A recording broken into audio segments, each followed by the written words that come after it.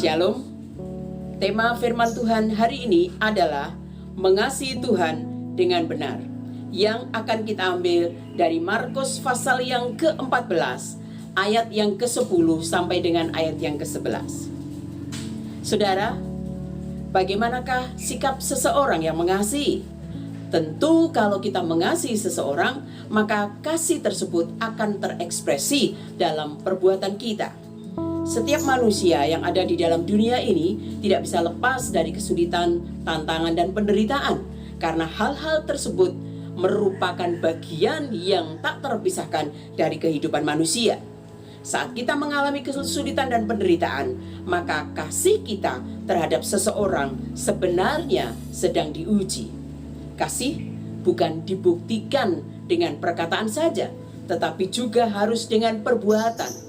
Tuhan Yesus sebagai bukti Ia mengasihi manusia dan agar manusia selamat dari maut, maka Ia membuktikan kasih-Nya dengan turun dari tahta dan mengosongkan dirinya, mengambil rupa seorang hamba, menjadi sama dengan manusia, merendahkan diri dan taat sampai mati di kayu salib, sebagaimana tersurat dalam Filipi pasal yang kedua.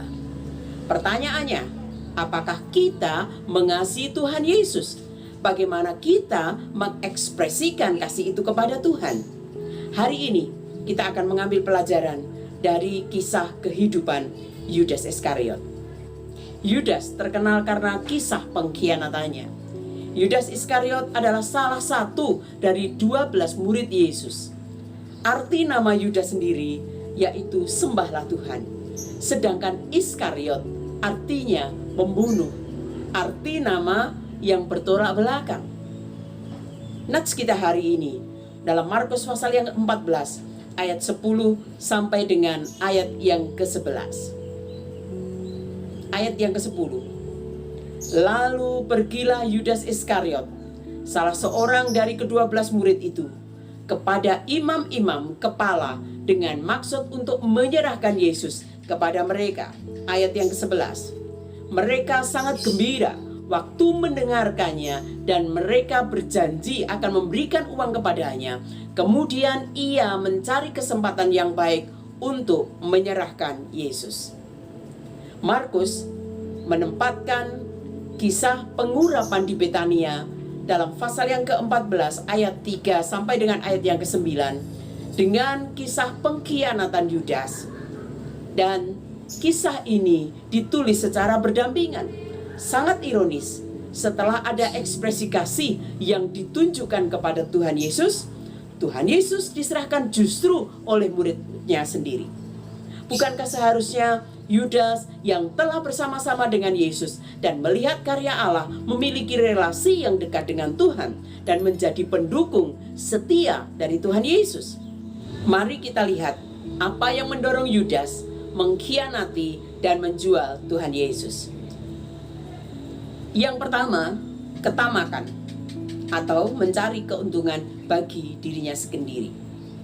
Pekerjaan Yudas Iskariot sehari-hari adalah bendahara yang mengatur keuangan dari pelayanan. Namun ada kemungkinan kas keuangan pelayanan Tuhan Yesus tidak terlalu besar, sebab hampir seluruh pelayanan Yesus disertai dengan mujizat, jadi hampir jarang membutuhkan dana. Rasa tamaknya terlihat ketika ada seorang wanita yang mengurapi Yesus dengan minyak wangi yang mahal. Dia memprotes dengan keras. Dia mengatakan minyak tersebut bisa dijual untuk menolong orang miskin, tetapi sesungguhnya jiwa tamak yang menguasainya. Ketika sikap hati tidak dijaga, maka akan muncul niat jahat. Cinta uang membuat Yudas menjadi tamak dan menjadi penyebab dari pengkhianatan. Yudas haus akan uang. Dia rela mengkhianati gurunya hanya demi uang. Bagaimana dengan kita? Uang penting untuk hidup kita. Namun uang bukan segala-galanya. Seberapapun uang yang kita miliki, kalau tamak tidak akan pernah merasa cukup. Ingat kisah Imam Eli dan anak-anaknya. Akibat ketamakan, maka dia tidak lagi menghormati Tuhan. Walaupun imam sudah mendapatkan bagian tersendiri dari korban yang dipersembahkan kepada Tuhan, namun Imam Eli dan anak-anaknya menginginkan lebih dari itu. Karena rasa tamak yang mereka miliki menyebabkan mereka dihukum dan kehilangan kemuliaan dari Tuhan. Sebagaimana tersurat di dalam 1 Samuel pasal yang kedua ayat 29. Mengapa engkau memandang dengan tamak korban persembahanku dan korban sajianku yang telah kuperintahkan di tempat kediamanku? Mengapa engkau menghormati anak-anakmu lebih daripadanya dengan menggemukkan dirimu dengan bagian yang terbaik dari setiap korban sajian umatku Israel? Inilah teguran Allah kepada Imam Eli. Di dalam Amsal pasal yang pertama ayat yang ke-19, Salomo juga memberikan nasihat tentang hal ketamakan. Demikianlah pengalaman setiap orang yang loba akan keuntungan gelap, yang mengambil nyawa orang yang mempunyainya. Ketamakan bisa menyebabkan orang yang tamak kehilangan nyawanya sendiri.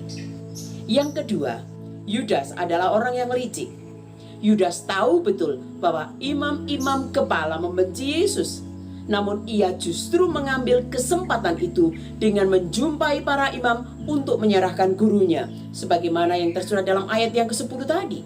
Dan tanggapan dari para imam, tawaran Yudas disambut gembira oleh para imam kepala. Dengan janji imbalan uang, Yudas memuluskan rencana jahat mereka untuk menangkap dan membunuh Yesus.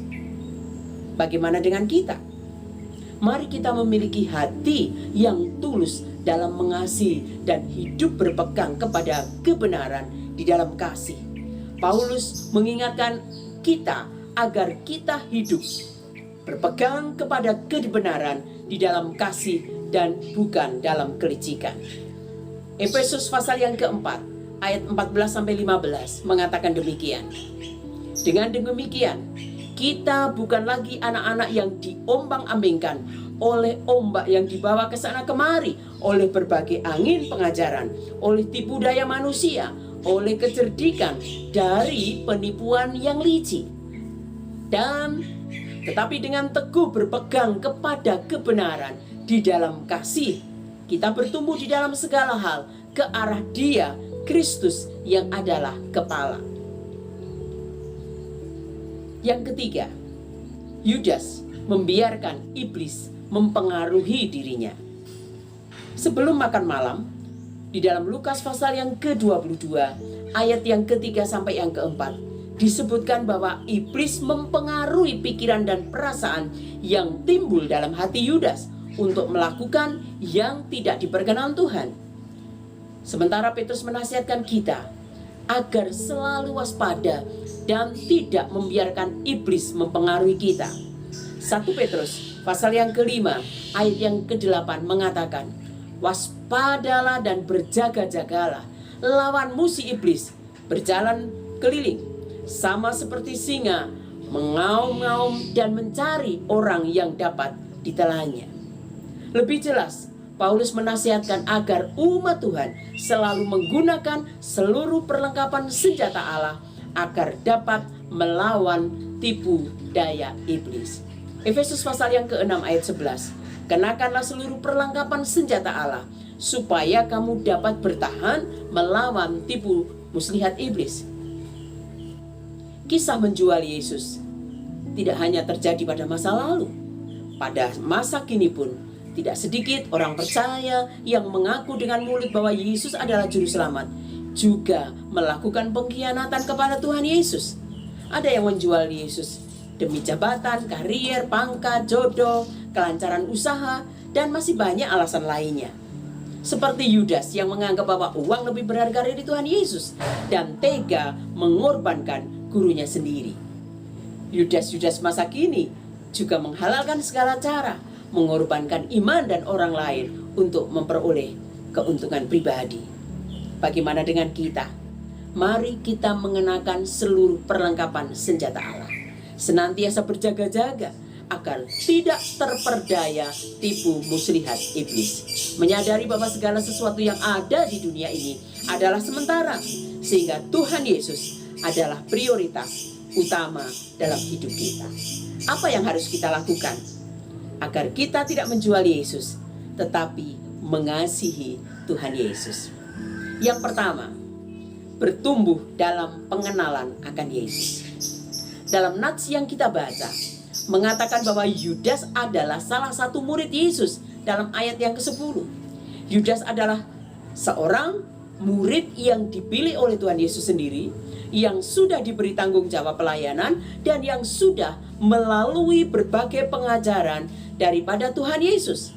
Namun kemudian dia memutuskan untuk mengkhianati Yesus dengan penuh kesadaran. Pengkhianatan Yudas mengajar kita untuk tidak sekedar menjadi pengikut Tuhan Yesus, tetapi harus sungguh-sungguh bertumbuh dalam pengenalan akan Tuhan Yesus. Sekalipun Yudas telah mengikuti dan melayani bersama Yesus, dia tidak mengenal Tuhan Yesus dengan sungguh-sungguh. Bisa saja dan bisa jadi juga harapannya berbeda dengan kehendak Tuhan Yesus.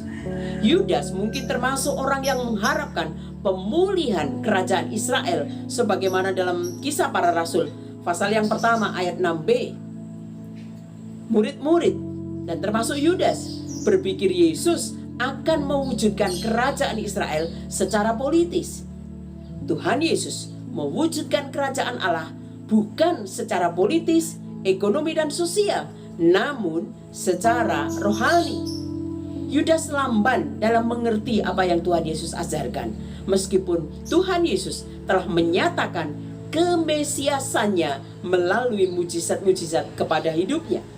Kemudian Tuhan Yesus berkata kepada mereka dalam Lukas pasal yang ke-24 ayat 25. Lalu ia berkata kepada mereka, "Hai kamu orang bodoh, betapa lambannya hatimu sehingga kamu tidak percaya segala sesuatu yang telah dikatakan para nabi."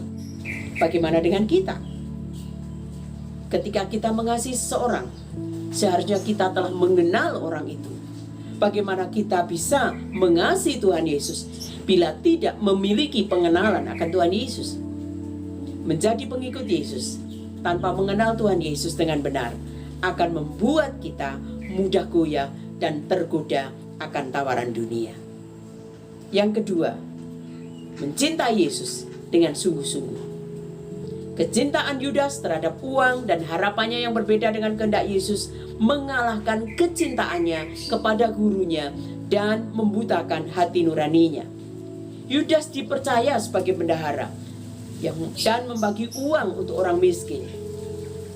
Dia saat itu lebih dihandalkan dibandingkan dengan Matius si pemungut cukai yang juga berpengalaman dalam hal keuangan.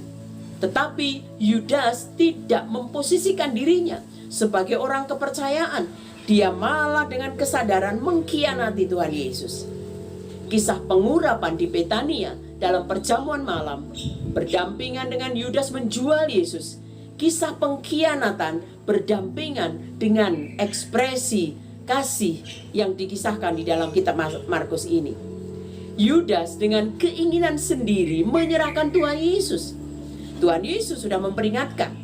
Sayangnya peringatan dan bukti kasih yang ditunjukkan Tuhan Yesus dengan makan Paskah, walau waktu itu dia tahu Yudas akan berkhianat, tidak membuatnya bertobat.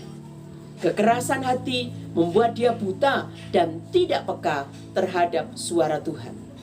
Saat Yesus dan muridnya yang ada di Taman Getsemani, waktu Yesus masih berbicara kepada para muridnya, datanglah Yudas bersama-sama dengan serombongan besar orang, sepasukan prajurit dan penjaga-penjaga bait Allah yang membawa senjata, pedang dan pentung, lengkap dengan lentera dan suruh yang disuruh oleh imam-imam kepala, ahli-ahli Taurat, orang Farisi dan tua-tua bangsa Yahudi. Yudas berjalan di depan mereka. Yudas mendekati Yesus untuk menciumnya. Yudas yang menyerahkan dia telah memberitahukan tanda ini kepada mereka. Orang yang akan kucium itulah dia, tangkaplah dia. Dan segera ia maju mendapatkan Yesus dan berkata, "Salam Rabi," lalu mencium dia. Maka kata Yesus kepadanya, "Hai Yudas, engkau menyerahkan anak manusia dengan ciuman?" Biasanya ciuman itu adalah tanda kasih sayang, tanda keakraban yang erat, tanda kedekatan emosional yang indah. Tetapi ternyata itu adalah tanda kematian yang diberikan kepada Yesus.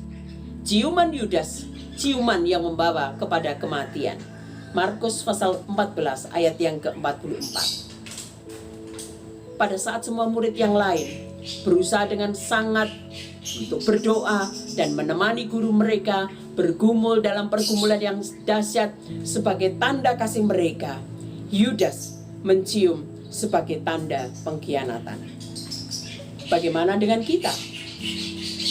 Apakah kita mengasihi Tuhan? Perbuatan yang seperti apa yang kita lakukan sebagai ekspresi kasih kita kepada Tuhan? Ulangan pasal 11 ayat 22 mengatakan, oleh karena itu, jika kamu menaati dengan sungguh-sungguh setiap perintah yang kusampaikan kepadamu untuk dilakukan, yaitu kasihilah Tuhan Allahmu, berjalanlah dalam jalannya, dan berpegang teguhlah kepadanya. Kasihi Tuhan dengan cara berjalanlah dalam jalannya dan berpegang teguhlah kepadanya. Waspadalah, cinta Tuhan Yesus lebih dari segalanya, karena Dia lebih berharga daripada segalanya. Apa gunanya seseorang memperoleh seluruh dunia tetapi kehilangan nyawanya? Sebagai penutup, panggilan Tuhan atas hidup kita adalah panggilan secara pribadi. Jangan memilih jalan seperti Yudas yang menjual dan mengkhianati Tuhan Yesus. Bahkan di akhir kisah Yudas disebutkan bahwa dia melemparkan uang perak ke dalam bait suci, lalu pergi dari situ dan menggantungkan diri. Yudas tertelungkup dengan perut terbelah dan bertumpah keluar. Mari kita merespon panggilan Allah dengan cara mengasihi Dia. Kasihilah Tuhan Allahmu dengan segenap hatimu, dengan segenap jiwamu, dan dengan segenap kekuatanmu. Sebagaimana tersurat dalam Ulangan pasal yang ke-6 ayat yang ke-5. Mari menerima panggilan dengan hati yang sungguh, sebagaimana Maria dan Petrus sekalipun mereka pernah melakukan kesalahan. Mereka segera bertobat dari perbuatan dosa dan memprioritaskan Tuhan Yesus di dalam kehidupan mereka. Selain itu, mengasihi Allah adalah respon kita karena Dia telah lebih dulu mengasihi kita. Kasih kepada Tuhan tidak cukup dengan perkataan Tuhan aku mengasihimu, atau bahkan melibatkan perasaan kita sampai kita berurai air mata saat kita mengatakan aku mengasihimu Tuhan. Kasih harus diikuti tindakan nyata dalam hidup kita dengan segenap hati, segenap jiwa, akal budi, dan kekuatan kita. Tuhan Yesus memberkati.